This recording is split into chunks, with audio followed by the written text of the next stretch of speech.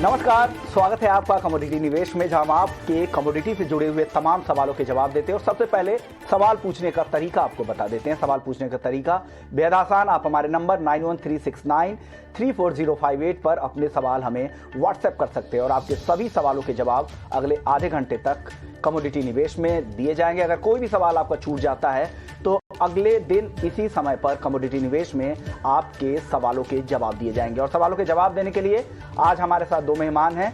राजीव कपूर है trust line के commodity head, और साथ ही हमारे साथ अनुज गुप्ता है IIFL सिक्योरिटीज से। आप दोनों ही मेहमानों का स्वागत है। लेकिन आज सबसे पहले बात होगी कॉटन की। कॉटन को लेकर जिस तरह से लगातार नए डेवलपमेंट हो रहे हैं, एक तरफ जितने भी रीजनल कॉन्फेडरेशन है, जो संगठन है, छोटे छोटे संगठन है, सदर्न संगठन हो या फिर सेंट्रल भारत के जो संगठन है एकोशिया और सीमा, वो लगातार वायदा बैन की मांग कर रहे हैं। दूसरी तरफ जो पार्टिसिपेंट्स है, चाहे वो मिलर्स हो, एक्सपोर्टर्स हो, किसान हो, ये तमाम तरह के ऐसे पार्टिसिपेंट्स है, वो चाहते हैं कि कॉटन का वायदा रहे, क्योंकि प्राइस डिस्कवरी और बेहतर मैकेनिज्म के लिए, हेजिंग के लिए एक ऐसा टूल्स जरूरी है जो मार्केट में रहे। और चलिए इसी मुद्दे पर बात करते हैं। सबसे पहले आज बात होगी MCX के बिजनेस डेवलपमेंट हेड ऋषि नथानी जी से। सर, स्वागत है आपका ET नाउ स्वदेश पर। सर, आपसे पहला सवाल मेरा यही होगा, कई ऐसे पार्टिसिपेंट्स थे, उन्होंने मुझे साफ तौर पे बताया था कि कॉटन पर जो अतिरिक्त मार्जिन आप लोगों ने लगाया है, जो आज से लागू हुआ है 3% का, ये पहले लागू होना चाहिए था, क्योंकि काफी दिनों से यहां पर उतार चढ़ाव ज्यादा था। इस पर आपका टेक क्या होगा? आप क्या कहना चाहेंगे इस पर? देखिए विश्वमोहन जी, मैं स्पेसिफिक कोई ऐसे टिप्पणी नहीं करना चाहता, पर मैं यही कहना चाहता हूं कि जो आपने जो मुद्दा उठाया है, ये कॉटन पे हमने कल एक प्रेस रिलीज भी किया है कि इस पे कोई बैन होना नहीं चाहिए, और कॉन्ट्रैक्ट एकदम स्मूथली चल रहा है। जहां हमें दरकार लगता है वहां पे हम समय अनुसार एक्शन लेते हैं।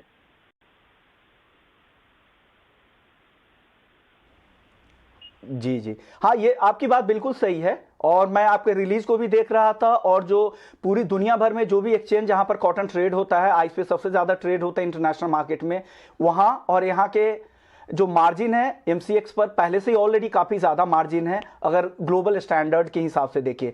लेकिन अपना मार्केट उतना मेच्योर नहीं है, और जिस तरह की उथल पुथल हो रही थी, और पिछले कुछ दिनों का अगर कॉटन का आप रिटर्न देखें तो हम उनसे ज्यादा आगे थे। हम इंडियन मार्केट में, घरेलू मार्केट में ज्यादा तेजी थी। उसके बावजूद क्या MCX को इससे पहले ही मार्जिन लगाना चाहिए था, या आप लोगों ने अपना सही फैसला किया है?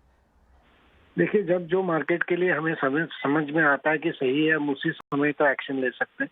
मार्केट में जब भी कोई गड़बड़ होगी तब कोई ना कोई को फायदा होगा और किसी को नुकसान होगा, और हरदम एक पक्ष उसके खिलाफ रहेगा और एक पक्ष उसके फेवर में रहेगा। तो मैं तो यही कहूंगा कि ये जो वायदा बाजार है, ये पारदर्शिता का प्रतीक है, और इसमें अच्छा प्राइस डिस्कवरी होता है, हेजिंग का अपॉर्चुनिटी है। तो ये एकदम स्मूथली चल रहा है और इसको कोई छेड़ने का कोई कारण नहीं। जी जी, बिल्कुल बिल्कुल सही बात, क्योंकि वायदा से काफी लोगों को फायदा होता है। जब वायदा की शुरुआत हुई थी तो उसका मकसद ये था कि बेहतर प्राइस डिस्कवरी हो देश में, एक हेजिंग के टूल्स पर इसका इस्तेमाल कर सके, और अलग अलग तरह के पार्टिसिपेंट, चाहे वो जीनर्स, मिलर्स हो, एक्सपोर्टर्स हो, प्रोड्यूसर्स हो, किसान हो, सब इसका इस्तेमाल भी करते हैं। और आगे हम किसान संगठन से भी बात करने वाले हैं, PO से भी बात करें जो इसके पार्टिसिपेंट्स हैं। लेकिन नथानी जी, एक और सवाल, ये सवाल मैं नहीं पूछ रहा हूं, जो पार्टिसिपेंट्स हैं उन्हीं की तरफ से आया है, इसलिए मैं आपसे वो सवाल पूछ रहा हूं। उनका सवाल ये था कि क्या कॉटन वायदा में भागीदारी कुछ खास इंडस्ट्री तक तो सीमित नहीं है, क्या उन्हीं को ज्यादा फायदा हो रहा है? ऐसा नहीं है विश्वमोहन जी, जिसने भी हेज किया है सबको हेजिंग के माध्यम से सभी फायदा ले सकते हैं इस प्लेटफॉर्म का। और शायद जिनको हेज करना चाहिए था और नहीं किया, वही कंप्लेन कर रहे हैं।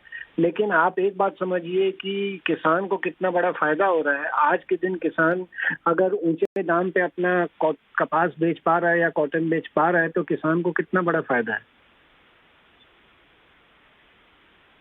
बिल्कुल सही बात है सर, मैं सवाल इसलिए ये सख्त आपको लग रहे होंगे क्योंकि उन लोगों के आए हैं जो MCX के ही पार्टिसिपेंट्स हैं, वो सामने नहीं आना चाह रहे, लेकिन उन्होंने मुझे सवाल भेजे थे, वही सवाल मैंने आपके सामने रख दिया है। चलिए, हमारे साथ सुधीर अग्रवाल जी भी हैं, जो एकोशिया जो कॉटन सीड ऑयल एसोसिएशन है और सेंट्रल इंडिया की तरफ से उसके नेशनल कोऑर्डिनेटर भी है सुधीर अग्रवाल जी, आपने हमें लेटर भेजा था। आपने कहा था कि सेबी के पास भी इन्होंने ये लेटर भेजा था, फाइनेंस मिनिस्ट्री तक भी पहुंचाया और एक्सचेंज को भी भेजा गया था कि कॉटन और कॉटन केक वायदा और कपास वायदे को बैन किया जाए। आप ऐसा क्यों चाह रहे हैं? आप क्या नहीं चाहते हैं कि किसान के पास हेजिंग के लिए एक बेहतर टूल्स हो, या जो भी पार्टिसिपेंट्स उनके पास हेजिंग या प्राइस डिस्कवरी के लिए एक माध्यम हो जिसे आप बंद करना चाहते हैं? आप क्यों चाहते हैं? आप इसके पीछे क्या दलील देंगे? नमस्कार जी, मृत्युंजय कुमार विश्वमोहन जी, कि हमारा उद्देश्य ये था कि जब हमने 21 तारीख को इनको लेटर लिखा था सेबी को, तो हमारा उद्देश्य था कि इसके अंदर बहुत ज्यादा उठापटक हो रही है। दूसरी बात यह है कि ये जो 6% खली का वायदा है, इसके अंदर क्या है कि ये प्रैक्टिकल खली का वायदा नहीं है। प्रैक्टिकल खली 8 से 11% की चलती है। नए कहाँ से एनसीडेक्स वालों को लगता है कि 6% खली का वायदा है। ये जो 6% खली होती है ना, इसके अंदर जब अगस्त सितंबर के अंदर भी वायदे में लफड़े होते हैं। इसलिए हमारा ये निवेदन था, हमने कई बार, चाहे बहुत सारे ऑफिसर है जो मेरे से जुड़े हुए हैं, उनको मैंने बहुत सारी बातें कही थी कई बार, पर क्या एनसीडेक्स वाले क्या सोचते हैं कि ठीक है, हमको कुछ वो नहीं, हमारे जो पत्र रहते हैं उनको रद्दी की टोकरी में डाल देते हैं। जब हमको 2 साल से हम लिखते रहे कि अगर आपको हेजिंग करना है तो हेजिंग के लिए सिर्फ आपके पास 2 ही स्टेशन है कि अकोला या फिर अपना कड़ी। हमने उनको ये बोला था कि एक इंदौर सेंटर भी बनाया जाए। हमने उनको ये निवेदन किया कि जो 6% खली का वायदा है वो 6% प्रैक्टिकल नहीं है, इसको 8% किया जाए। हमने उनसे निवेदन किया था कि जो आपका 8% मार्जिन है इसको बढ़ा के 30% किया जाए। हमने ये उनसे निवेदन किया था कि हमको जो 4 वायदे किए जाए, जैसे कपास का वायदा 6 महीने का होता है, वैसे 3-3 महीने के वायदे किए जाए। ऐसे हमने 3-4 डिमांड की थी। हमारी कई बार, चाहे यादव जी है, बहुत सारे ऑफिसर थे, चाहे राजकोट वाले हो, सचिन घोकरे जी, उनको मैंने कई बार वेबिनार के जरिए, लेटर के जरिए कहा गया, किंतु उन्होंने हमारी मांग को कुछ भी नहीं माना। और आज 21 तारीख हो गई, आज 12, 20, 25 दिन हो गए उनका ना तो हमारे पास कोई जवाब आया, ना उन्होंने मार्जिन मदी बढ़ाई है। आज एफसीएक्स को धन्यवाद देना चाहूंगा कि कम से कम उन्होंने कॉटन एसोसिएशन की बात मानते हुए कम से कम 3% मार्जिन तो बढ़ाया। हमारी तो कोई सुनना ही नहीं चाहता है। वो तो चाहते हैं कि हमको भी ऐसे अपना पीयूष गोयल जी के पास जाना पड़े तभी वो हमारी बात सुनेंगे। माने कि हमारी एसोसिएशन छोटी है, पर इसका मतलब ये नहीं, हम आपके ग्राहक है, आपको हमारी बात को सुनना चाहिए। आपको अगर हमारी कोई प्रॉब्लम हो तो उसको ध्यान देना चाहिए। माना कि हम छोटे हैं, फिर अगर कुछ सही लगे तो उस पर एक कमेटी बना के उसको डिसाइड करना चाहिए कि हमारी डिमांड सही है नहीं। पर ये point noted sir, point noted. लेकिन अगला सवाल सुधीर अग्रवाल जी आपसे ये होगा, क्या किसानों को अगर बेहतर भाव मिल रहे हैं? पिछले साल भी हमने देखा और पिछले कई सालों में उस तरह के भाव नहीं मिल रहे थे। अब अगर कॉटन और कॉटन केक किसानों के पास, जिनके पास माल है, अगर अच्छा भाव मिल रहा है तो इसमें क्या दिक्कत है? नहीं, हम तो चाहते हैं कि अगर किसान को 10,000 12,000 का भाव मिलेगा। किसान एक ऐसी संस्था है जो कि अगर उसको भाव मिलता है तो जैसे अपन ने इस बार सरसों में देख 30% ज्यादा बिजाई करे। हम तो चाहते हैं कि किसान को अच्छा भाव मिले, जिससे कि वो अगले साल बिजाई करे, ज्यादा बिजाई करे, डबल फसल बोए, जिससे कि हमारी इंडस्ट्रीज में सुधार हो। हमारा उनसे बिल्कुल भी विरोध नहीं है। हम तो ये चाहते हैं कि वायदा अगर आपको चलाना है तो चलाइए, कोई दिक्कत नहीं, हमको वायदे से कोई प्रॉब्लम नहीं है। वायदा एक ऐसी चीज है जो कि हम भी सुबह उठने के पहले 50 बोरी लेने वाला भी सबसे पहले वायदा देखता है। वायदे से इतनी बुराई नहीं है, पर हम चाहते हैं कि इसमें कुछ सुधार हो। पर ये सुधार के लिए कुछ चाहते ही नहीं है। जैसे आज इन्होंने 3% एमसीएक्स से मार्जिन बढ़ाया। मेरे को याद है जब मैं सीसीआई के एमडी श्रीमान पीके अग्रवाल साहब से कोई शिकायत करता था तो तुरंत एक्शन लेते थे। हमने उनके साथ कई बार प्रॉब्लम हुई, उन सीसीआई के ऑफिसर को बोला कि आप जीनिंग वाइज ऑप्शन कीजिए। उन्होंने हमारी बात मांगी और सीसीआई को बहुत फायदा हुआ इस मामले। पीके अग्रवाल साहब का बहुत अच्छा सहयोग रहा हमको। तो हम भी ये चाहते हैं कि ऐसे एमडी बने जो कि हमारा सभी का फायदा हो। हम ये नहीं चाहते कि हमारा हो, किसान का हो, रहजार का हो, सभी का हो, पूरी इंडस्ट्रीज फायदे में रहो। हमको पर कम से कम कोई भी चीज सही हो, कोई शिकायत नहीं हो, किसी को दिक्कत नहीं हो। आज जैसे एनसीडेक्स में खली लगी हुई है, 40,000 टन खली लगी हुई है, इसके बारे में दिखाई जाती है कि इसके अंदर छिलका छाप खली मिली हुई है। इसकी जांच होना चाहिए। अभी 6-7 महीने तक इसकी खली की कुछ होगी, जब सितंबर में जब पहुंचेगी तब इसमें शिकायतें आएगी। और जब इसका वायदा, पिछली बार मैंने भी शिकायत की थी, 2816 की जगह 2400 रुपये बंद हुआ था वायदा। ये मेरा ऑन रिकॉर्ड टीवी पे मैंने बोला था। तो ये क्या 7-8 महीने बाद प्रॉब्लम आती है। तो हम तो चाहते हैं कि एनसीडीएक्स से सभी को फायदा हो। जो हम अगर किसी प्रकार की कोई प्रॉब्लम हमको होती है तो उसका इनको कुछ ना कुछ इलाज तो करना चाहिए ना। पर ये तो सुनना ही नहीं चाहते। आज 22 दिन होगा हमारे लेटर दिए हुए, अभी तक इन्होंने कुछ सुनवाई भी नहीं की। लगता है हमको भी पीछे अब पीयूष गोयल साहब के पास जाना पड़ेगा तभी हमारी सुनवाई करेंगे। चलिए सुधीर अग्रवाल जी, अब हमारे साथ अनुज गुप्ता भी है। अनुज गुप्ता जी, आपका क्या कहना है? क्या कॉटन में जिस तरह की तेजी हमने देखी है, हालांकि जितने भी रिटर्न हमने अभी देखा है 3-4 सालों का, वो बहुत मार्जिनल फर्क है आइस कॉटन में और इंडिया के कॉटन में। हालांकि इस समय ग्लोबल डिमांड इतनी ज्यादा है, कंजम्पशन लगातार ग्लोबल कंजम्पशन भी बढ़ रहे हैं और क्वालिटी स्टॉक की कमी है, उस वजह से इस साल कुछ ज्यादा फर्क है। आपको लग रहा है जिस तरह की तेजी कॉटन में आप देख रहे हैं, क्या ये जस्टिफाइड है, फंडामेंटल्स के साथ चल रहे हैं? विश्वमोहन जी, गुड आफ्टरनून। देखिए, मैं पहले से ही कहता आया हूँ कि जो कॉटन की इस बार क्रॉप आई है वो पिछले साल से काफी कम है। 337-38 लाख गांठ की हम बात कर रहे हैं, जो कि मुझे लगता है कि 15 से 20% यहाँ पे कम है। और दूसरी बड़ी बात, जो इस बार यील्ड आई है वो थोड़ी सी, उसमें मॉइस्चर काफी ज्यादा है, जिसकी वजह से जितना कॉटन निकलना चाहिए उतना नहीं यूज हो पा रहा है। उसकी वजह से हमने देखा है कि डोमेस्टिकली भाव बहुत बड़े हैं। साथ में इंटरनेशनली अगर आप देखेंगे तो यूएस के अंदर भी जो क्रॉप साइज था वो थोड़ा सा कम था, तो उसकी वजह से भी इंटरनेशनली भाव बढ़े हैं। तो ये खाली इंडिया की वजह से ही नहीं है, ये पूरा एक ग्लोबल डिस्ट्रक्शन की वजह से भाव बढ़ते हुए दिखाई दिए। सप्लाई क्रंच रहा है। इवन अगर हम सभी कमोडिटी में देखें तो सभी के अंदर कुछ ना कुछ सप्लाई क्रंच रहा है, जिसकी वजह से भावों में तेजी आती हुई दिखाई दी है। इवन कि हम इसको एक्सपोर्ट करते हैं और यहाँ पर हम देखें तो उसकी वजह से ही भावों में तेजी रही है। तो फंडामेंटल बैक्ड जो तेजी है वो यहाँ पर मुझे लग रहा है कि कॉटन के अंदर है, और आगे भी अगर फंडामेंटल सपोर्टिव नहीं रहे तो आगे और तेजी यहाँ पर देखने को मिल सकती है। ओके ओके, हमारे साथ लुइस डेफ्रस कंपनी के सुमित मित्तल भी है। सुमित जी, आपको क्या लगता है, जो कॉटन की मौजूदा तेजी है जस्टिफाइड आपको लग रही है? और जो कॉटन वायदा बैन की जो मांग हो रही है, क्या ये सही है?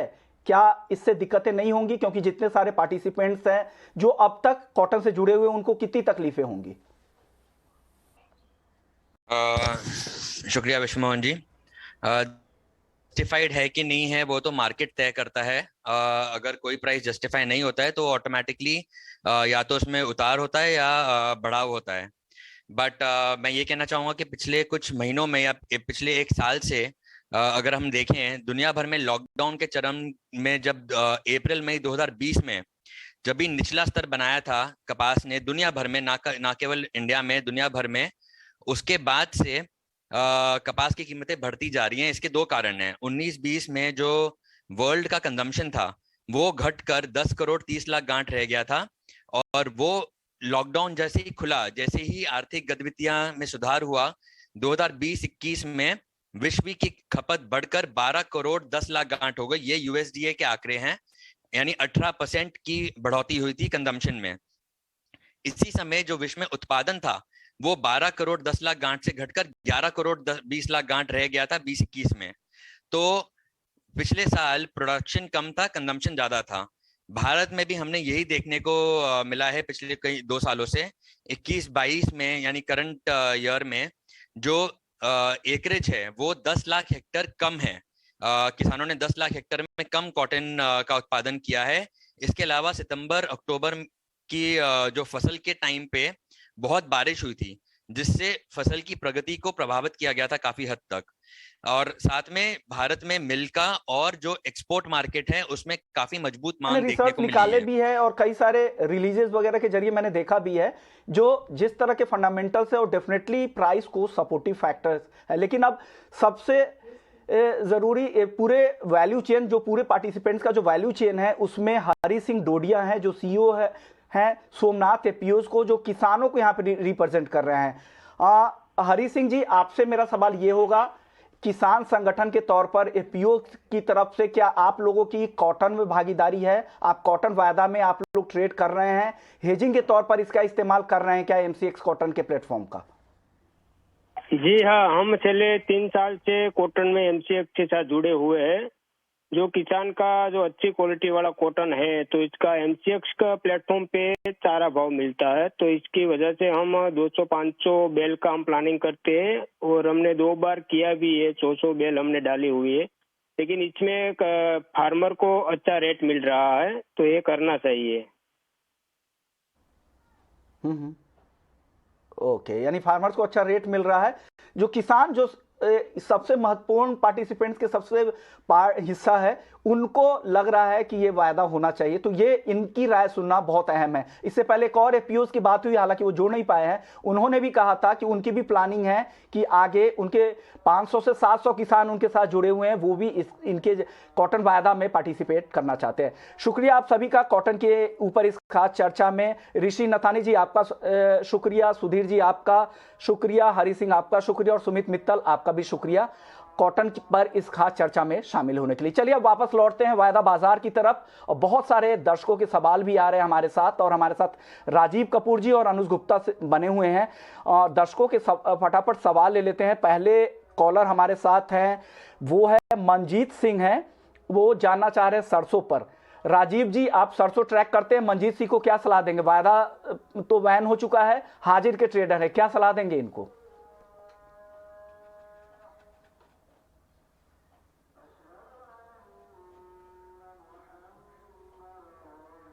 राजीव जी आपसे, आप म्यूट है, शायद अनम्यूट करें और बताएं सरसों पर आपका व्यू क्या होगा?